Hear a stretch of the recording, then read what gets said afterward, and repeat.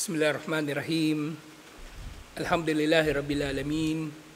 Wassalatu wassalamu ala asyrafil anbiya'i wal mursalin nabiyina Muhammadin wa ala alihi wa sahbihi ajma'in. Assalamualaikum warahmatullahi wabarakatuh. So natapos na dati sujudus sahwi. Alhamdulillah. So medyo ngayon, medyo komplikado. So napakaliit na bagay nun, di ba? Pero maraming usapin.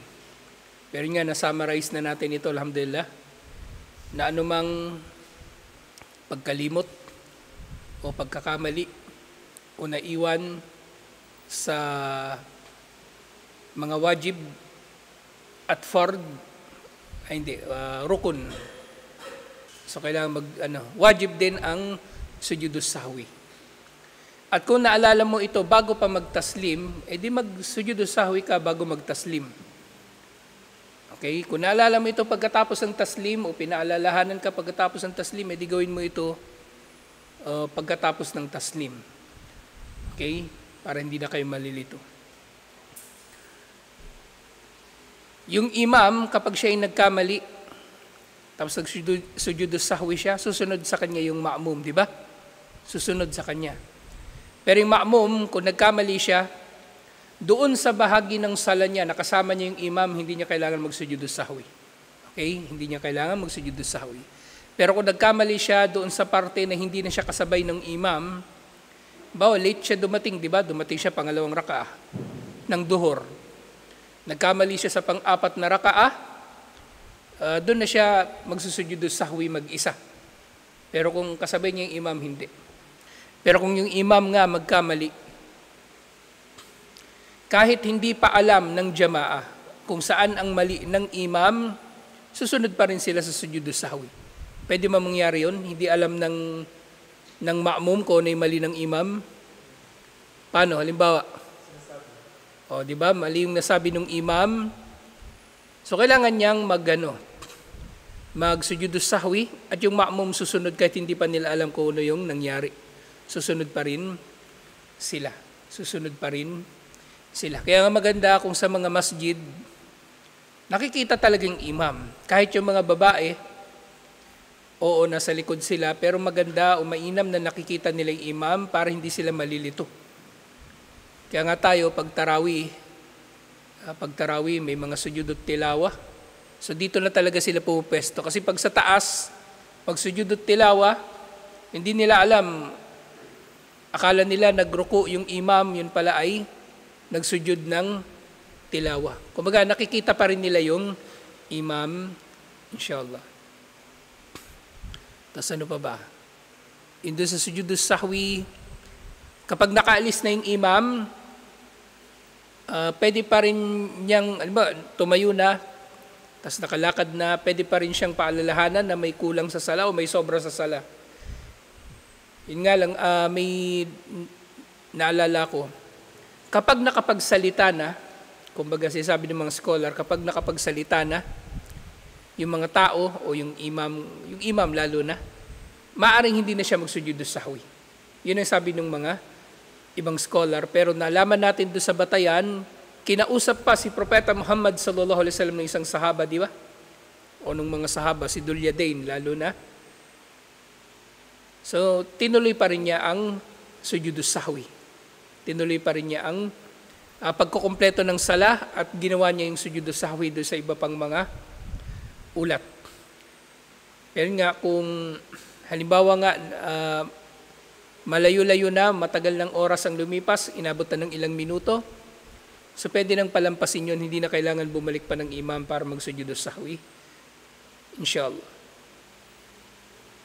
Pero yun nga, syempre kung kulang, kailangan makumpleto talaga, inshallah. Kailangan makumpleto, inshallah. Kaya nga mainam na yung mga ganitong bagay ay natatalakay at magkakaroon yung tao ng experience sa mga bagay na ganito kung anong kanyang gagawin. Nang sa gayon hindi siya nagugulat, hindi siya nagtataka, hindi siya malilito kung ano yung gagawin.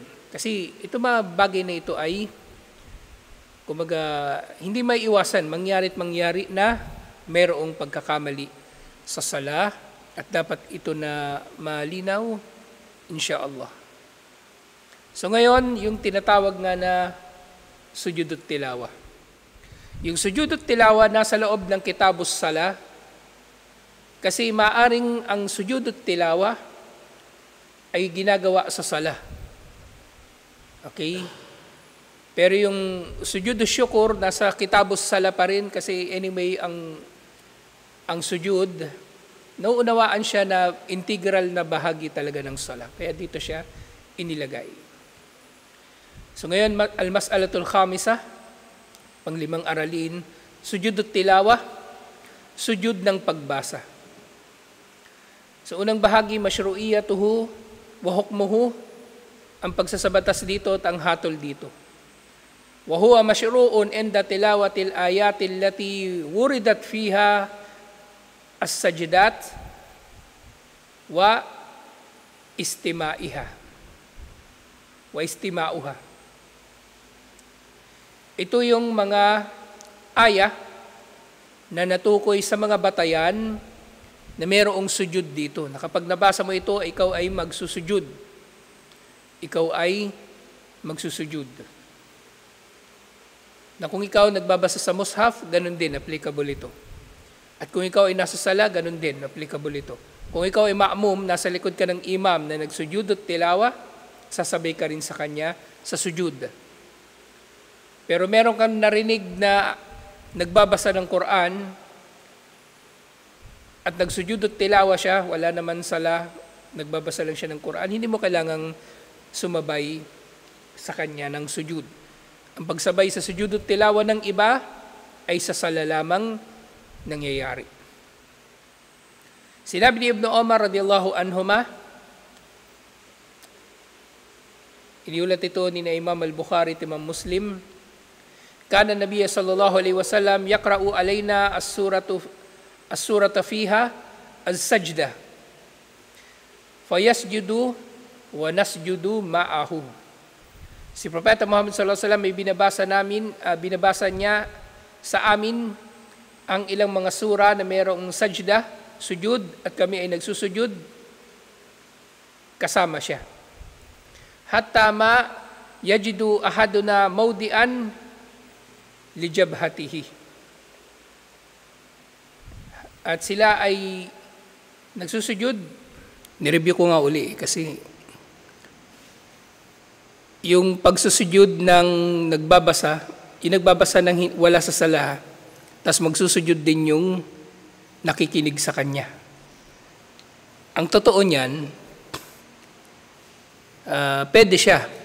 Pero hindi ko sinabi sa inyo kasi hindi ko alam paano ko ipapaliwanag eh. Kasi baka maling maiintindihan. Pero ngayon naisip ko na paano ko siya ipapaliwanag. Kung merong nagbabasa at sinasadya nyo talaga makinig sa kanya, nagbabasa siya sa inyo. Binabasahan niya kayo ng Quran. Tapos nagsujud sahwi siya, nagsujud tilawa siya, pwede rin magsujud tilawa yung mga nakikinig sa kanya. Okay, yun yung nangyari doon sa hadith. Pero, ito kasing kambal, minsan nililiteral nila masyado yung mga bagay-bagay. Kaya yung hindi ko sinabi yun nung nakaraan kasi paano ko ba ipapaliwanag to? Baka sablay yung pag-unawa nila. Pero kung halimbawa nga, nandito tayo, si Manong nagbabasa. Tapos may kanya-kanya tayong basa. Si Manong naririnig natin nagbabasa. Tapos bigla siyang nagsujud at tilawa. Hindi na tayo sasabay sa kanya.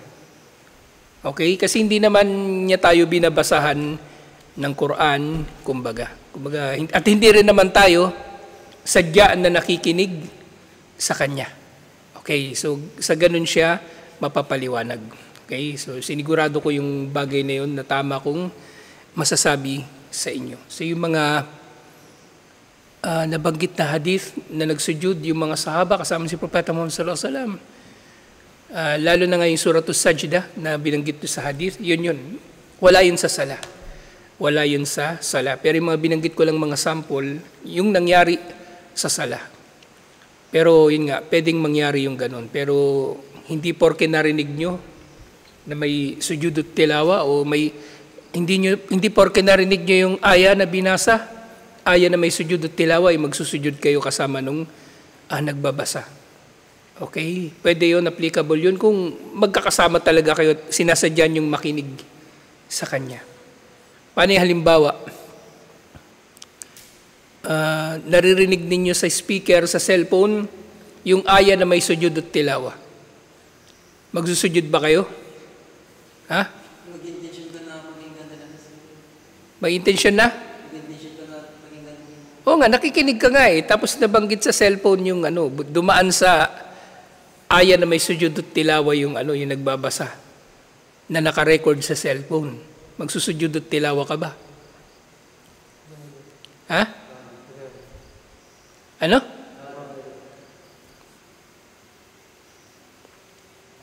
Babalik yun sa niya. Yun nga. So, yung nakikinig lang doon sa nagbabasa ng sujud at tilawa. So, kung iniyan niya talaga, umpisa pa lang ay makinig sa kanya at grupo sila na nakikinig sa isa't isa, magsusujud at tilawa din sila. Okay? So, ganun din sa recorded na Quran. Ang cellphone ba nagniniya? Nababasahan kanya ng Quran?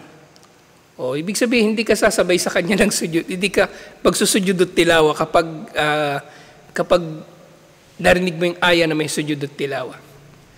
Ganon din sa adan. Narinig mo yung adan dun sa cellphone o sa kahit saan. Hindi applicable dun yung sunnah na ulitin mo yung muaddin. Okay? Kasi ang uulitin, yung adan ng muaddin. Okay? Muaddin ba yung cellphone? Hindi rin, di ba? So, ganun din. Ganun din. Kaya hindi siya applicable doon. So, yun, binalikan ko lang. Kasi naalala ko nga pala, hindi ko nasabi sa inyo yung bagay na yun. At ngayon, alhamdulillah, na linaw na natin. Alhamdulillah. Wa huwa sunnatun ala sahih. Ito ay sunnah. Hindi ito wajib. Walay sabi wajibin. Hindi ito wajib. Faqad qara'a Zaid bin Thabit ala Nabi sallallahu alaihi wasallam wan Najm, binasa ni Zaid bin Thabit kay Propeta Muhammad sallallahu alaihi wasallam ang suratul Najm, falam yasjud fiha, at hindi siya nagsujud dito. Ito ay hadith na iniulat ni Imam al-Bukhari, fadalla ala adamil wujubi, at ito ay dalil ng sujud at tilawa ay hindi wajib. Pero sinasabi ng mga scholar, dahil naging tradisyon na ng mga Muslim ang sujud at tilawa, ang imam, kapag nagbasa siya ng anumang aya na mayroong sujud at tilawa, kailangan niya magsujud at tilawa talaga. Kasi, kumbaga, lalo na halimbawa, yung sujud at tilawa ay nasa dulo ng surah at gugustuhin ng imam na magruku. Maaring malilito ang mga tao, lalong-lalo na yung mga hindi nakakakita sa imam, akala nila nagsujud ang imam, yung pala siya ay nagruku. Halimbawa sa suratul Alaq, sa dulo nito, fala tuti'hu wasjud waqtarib, nagruku ka, hindi ka nagsujud. Yung mga babae, alam nilang may sujud doon. Hindi nila nakikita ang imam, nagsujud sila. Sa malilito yung mga ma'mum. Sa pinakamainam, sa imam, na gawin pa rin ang sujud at tilawa. Ang sujud sa pagbasa sa mga aya na mayroong sujud dito. Wa yushra'u sujud at tilawa fi haqqil qari'i wal mustami'. Ang sujud at tilawa ay para sa nagbabasa at para sa nakakarinig dito. Idha qara'a ayatan sajda, idha qara'a ayata sajdatin fis salati aw kharijiha. Kasi nga, kung mabasa man niya ito sa sala o sa labas ng sala, magsusujud at tilawa siya. Okay? Yung nagbabasa. Lifi'lihi sallallahu alaihi wasallam, dhalika indama kana yaqra'u as-sajdah. Ayon sa ginawa ni Propeta Muhammad sallallahu alaihi wasallam, kapag nababasa niya ang may sujud at tilawa na aya, wali sujudis sahaba ma'ahu kama marra fi hadith Ibn Omar. At katulad nang nababanggit doon sa hadith ni Ibn Omar kanina, ang mga sahaba sila ay nagsusujud kasama si Propeta Muhammad sallallahu alaihi wasallam. Inga sinabi niya, fayasjudu wa nasjudu ma'ahu, siya ay magsusujud at kami ay magsusujud kasama niya. Wa dalilu ala mashru'iyatihi fi salah, at ang dalil na ito isinabatas sa salah, ma rawahu al-Bukhari wa Muslim an Abi Rafi, iniulat ni Imam al-Bukhari at Imam Muslim mula kay Abu Rafi, sallaytu ma'a Abi Hurairah al-atmah faqara'a idas sama'in syaqqat. So binasa niya yung suratul Inshiqaq. Binasa ni sallaytu ma'a Abu Hurairah. Si Abu Hurairah yata ang nag-iimam. Okay? Binasa niya yung idas sama'un syaqqat wa adinat li rabbiha wa hukkat wa idal ardu muddat, yung aya na yun. Fasajad, at siya ay nagpatira pa. Fakultu ma hadihi. So pagkatapos ng sala, tinanong niya si Abu Hurairah, ano yun? Bakit may sujud? So maaaring hindi alam ni Abu Rafi na meron palang ganoon, sujud at tilawa. So sinabi ni Abu Hurairah, sajajtu biha khalfa Abil Qasim. Nagsujud ako ng ganito sa likod ni Abul Qasim. Sino si Abul Qasim? Oh, may duda ka pa. Sino? Bakit Al-Qasim? Abul Qasim? May anak siya, pangalan Al-Qasim. Okay? So, tinutukoy na Abul Qasim dito si Propeta Muhammad sallallahu alaihi wasallam. Fala azalu asjudu fiha hatta alqahu. At sinabi nga niya ni Abu Hurairah, mananatili ako nagsusujud sa mga aya na mayroong sujud at tilawa hanggang sa makaharap ko siya. Si Propeta Muhammad sallallahu alaihi wasallam. Ibig sabihin, hanggang sa siya ay mamatay, gagawin niya ito dahil ito nga ay mashru', ito ay isinabatas. Faidam lam yasjud al-qari, la yasjud al-mustami. Kapag hindi nagsujud ang nagbabasa, ang imam, hindi rin naman magsusujud ang nakakarinig, ang ma'mum. Okay? Lianna al-mustami tabi'a fiha lil-qari. O lianna al-mustami tab'un fiha al-qari. Dahil ang nakikinig, siya ay sumusunod lamang sa nagbabasa. Wal hadithu Zaid bin Thabit al-mutaqaddim, at gayon din doon sa nabanggit nga doon sa tungkol kay Zaid bin Thabit, fa inna Zaidun lam yasjud falam yasjud an-nabi sallallahu alaihi wasallam. So hindi nagsujud si Zaid bin Thabit at hindi rin nagsujud si Propeta Muhammad sallallahu alaihi wasallam. Pero nga ang konteksto nito ay sa sala. So ang kainaman ng sujud tilawa, iniulat ni Abu Hurairah mula kay Propeta Muhammad sallallahu alaihi wasallam. Hadith ito na iniulat ni Imam Muslim. Sinabi ni Propeta Muhammad sallallahu alaihi wasallam, idza qara'a ibnu Adam as-sajdata fasajada i'tazala asy-syaitanu yabki. Tuwinang ang anak ni Adan ay nagsusujud, dahil sa sujudu at tilawa ay lumalayo si Satanas na umiiyak. Yaqul, at sinasabi ni Satanas, ya wayla, kasawian sa akin, umira ibnu Adam bis sujudi fasajad. Inutusan ang tao, ang anak ni Adan, at ito ay nagsujud. Inutusan ang anak ni Adan na magsujud at ito ay nagsujud, falahul jannah, at para sa kanya ang paraiso. Wa umirtu bis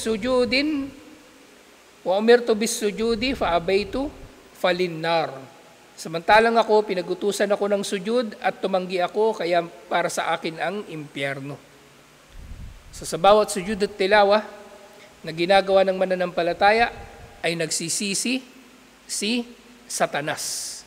Nagsisisi si Satanas. At yun nga katulad yung palagi kong binabanggit sa inyo, sa impyerno, hindi lang pisikal ang parusa doon, pati psikolohikal. Pati yung mga damdamin nila ay naghihirap dahil sa kanilang pagsisisi. Na yun nga, sa impyerno, syempre maaring mangyari pa nga na ipababatid ni Allah sa mga nasa impyerno yung mga biyaya na pinapakinabangan ng mga tao sa paraiso. So lalong maiinggit yung mga nasa impyerno. Lalo silang magsisisi, lalo silang malulungkot. Kaya madaragdag yun sa kanilang pinagdurusahan. Madaragdag yun sa kanilang pinagdurusahan doon sa impyerno. Kaya ang impyerno, hindi lang pisikal ang parusa doon na init ng apoy, kasama doon yung damdamin, psikolohikal na parusa sa tao. So di ba yung tao, di ba kapag naiinggit o kapag nagsisisi, parang gusto niya magpakamatay, o kaya kung ano pa yung gusto niyang gawin. So ganun din ang mangyayari sa mga tao sa impyerno. Sumunod, sifatuhu wa kayfiyatuhu, ang kaparaanan nito ng sujud at tilawa, yasjudu sajdatan wahidatan. Sa sujud at tilawa, isang sujud lang. Allahu Akbar, sujud, tapos Allahu Akbar, tayo. Yun lang. Wa yukabbir idha sajad, magtatakbir pag sujud, wa yaqulu fi sujudihi subhana rabbiyal a'la. Yun lang din. Kung anong sinasabi sa sujud. Kama yaqulu fi sujudis sala, katulad ng sinasabi sa sala. Wa yaqulu aidan subhanaka Allahumma rabbana wa bihamdik Allahumma gfirli. So syempre sunna rin na sabihin sa sujud yung subhanaka Allahumma rabbana wa bihamdik Allahumma gfirli. Luwalhati sa iyo, O Allah, Panginoon namin, at sa iyo ang pagpuri, sa pagpapapuri sa iyo, O Allah, patawarin mo ako. O Allah, patawarin mo ako, sinasabi rin yun sa sujud, so pwede rin sa sujud at tilawa. Wa in qala sajada wajhi lilladhi khalaqa, kung sasabihin niya ito, nagpatira pa ang aking mukha para sa lumikha rito, wa syakka sam'ahu wa basarahu bihawlihi wa quwwatihi, at kumbaga nabasag ang pandinig at paningin nito sa kapangyarihan at lakas ni Allah, wala rin namang problema rito. Kasi ito ay nababanggit sa hadith na iniulat ni Imam at-Tirmidhi. Pero kung masyado mahaba yun, sapat yung subhana rabbiyal a'la. Ganun lang. Allahu Akbar, sujud. Allahu Akbar sa pagdiretso ng katawan mula sa sujud. Okay? Kung nagbabasa ka na nakaupo, edi bumalik ka sa pagupo. Kung binasa mo ito sa sala, edi bumalik ka sa pagkakatayo. Ganun siya. So may mga scholar din na nagsasabi na isa lang yung takbir pag magsusujud ka. Ba, nagbabasa ka ng Quran, Allahu Akbar, sujud ng sujud at tilawa, isang sujud lang. Tapos pag upo mo uli sa pagbabasa ng Quran, wala ng takbir. So ganun din sa sujud syukur. Allahu Akbar, magsusujud ka, tapos tatayo ka na lang. Wala ng takbir, walang tashahud, walang taslim. Pwera na lang sa, kung nasa sala ka, syempre para sa sujud at tilawa. Okay? Kapag nasa sala ka sa sujud at tilawa, may takbir pag sujud mo at may takbir uli pag tayo mo. Okay? Kasi pinapaalam mo sa ma'mum na bumalik ka na sa pagkakatayo. Bumalik ka na sa pagkakatayo. Kaya nga, karagdagang dalil din ito na yung bulag ay pwede pa rin magsala sa jamaa. Kasi narinig niya yung adan. Tapos pagpasok niya doon sa jamaa, sa masjid, naririnig niya yung imam sa paggalaw nito. Di ba? Allahu Akbar, naririnig niya. Paano yung bingi? Di ba? Nararamdaman niya yun. Tapos kung hindi naman siya bulag, nakikita niya yung mga tao nakaruko na pala, di magruruko din siya. Yung imam nakatayo pala, di tatayo din siya. Okay? So pwedeng magsala at not necessarily exempted yung bulag sa pagsasala sa jamaa. Pero na lang sa ibang kalagayan syempre. Napakalayo ng bahay niya. Pwede naman hindi magsala sa jamaa yung kahit sinong napakalayo ng bahay niya mula sa masjid. Number 4, mawadi o sujud at tilawa fil Quran. So merong 14 na aya na merong sujud at tilawa sa Quran. Okay? Suratul A'raf 206, Suratul Ra'ad 15. Kahit hindi nyo naman sulat ito, ano na ito ba? Makikita nyo rin naman ito sa Quran. Iano ko na lang. Malito pa kayo. Basta kumbaga nakalista rin naman ito dun sa sa ibang mushaf. Suratul Ra'd 15, Suratul Nahl 49 to 50, Suratul Isra 109, Suratul Maryam 58, Suratul Hajj 18, at Suratul Hajj uli 77, Suratul Furqan 73, Suratul Namal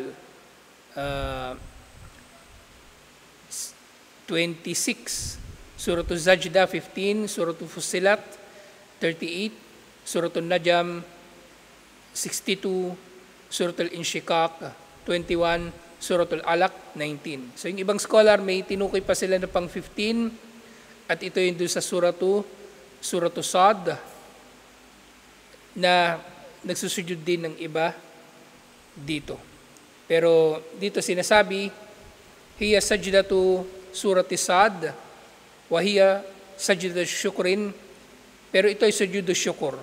Iniulat ni Ibn Abbas radiyallahu anhu, laysat Sad min azaimis sujud. Ang sujud doon sa Suratul Sad ay hindi kabilang sa mga aya na may sujud at tilawa. Ra'aytu Nabi sallallahu alaihi wasallam yasjud fiha.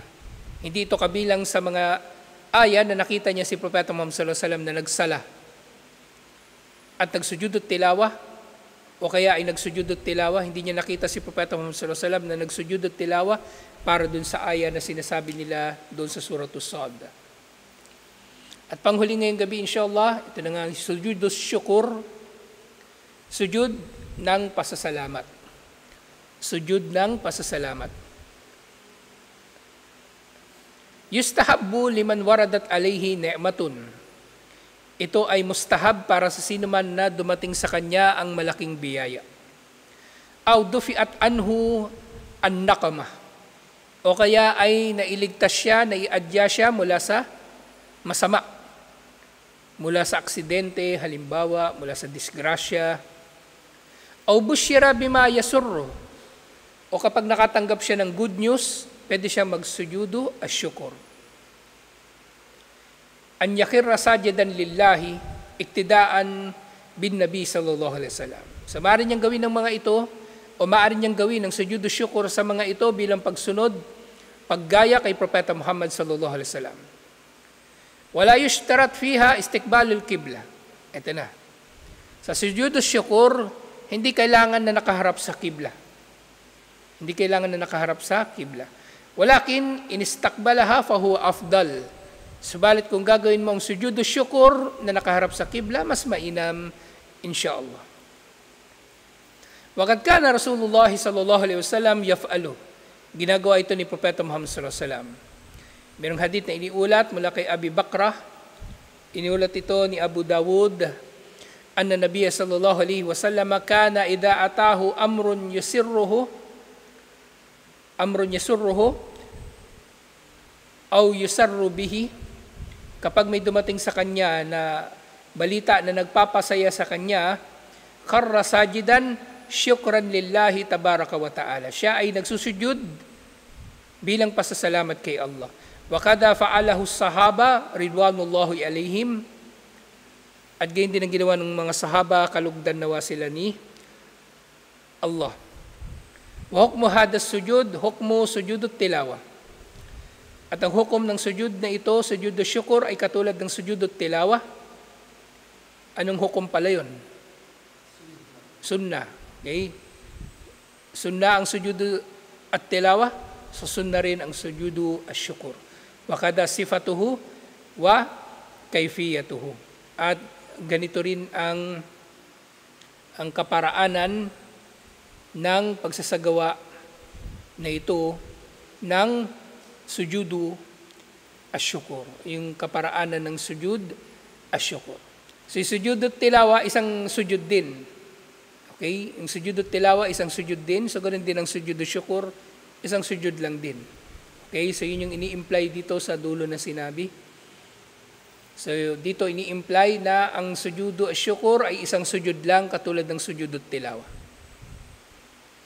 Kung magsusujud ka, Ah, pwede bang may takbir? Pwede rin. Kung walang takbir, wala rin problema. Okay, nakatanggap ka ng balita na, halimbawa, nakatanggap ka ng malaking biyaya, nagsujud ka ng kahit walang takbir, walang problema. May takbir, wala rin problema. At pag-angat mo, may takbir o wala ring problema. At yun nga, nabanggit ko na ito kagabi, ulitin ko ngayon, hindi palaging ginagawa ang sujudu syukur. Okay?